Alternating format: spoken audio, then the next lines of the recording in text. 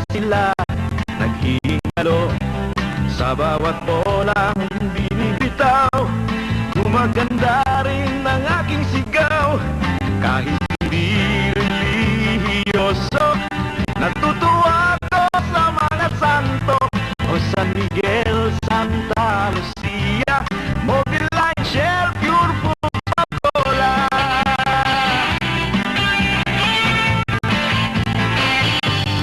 Nang ang conference ay nag-umpisa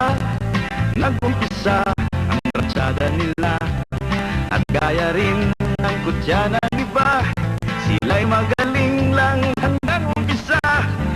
Ngunit walang kasawa-sawa ang barangay na laging kinakawawa.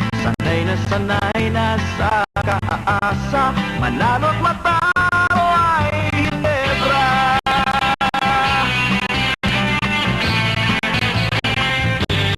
Pagbigyan niyo na ako, paminsan-minsan lang ito.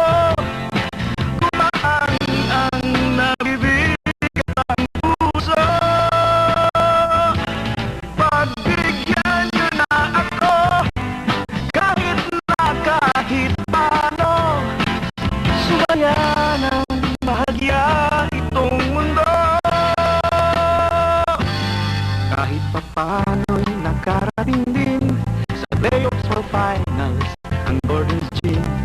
Halos masira ang aking bait sa double overtime na sa dindek. Ang napakahirap ay napakasimple, ang imposible ay naging posible.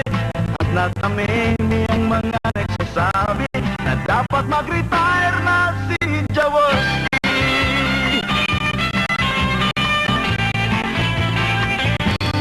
Ang championship ay sinimulan, unang laro kami ang lamang.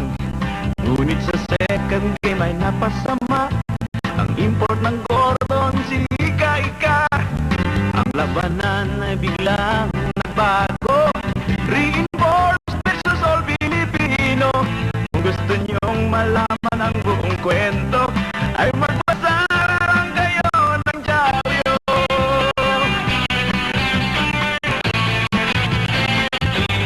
Pagbigyan niyo na kami mula Hulo hanggang Apari, ang mga hiyawang nakatabingi. Pagbigyan niyo na kami, 6 na taon na rin kami. Sumaya man lang kahit isang gabi. 4 na laro pa ang natitira, nang kami ay namumuro na.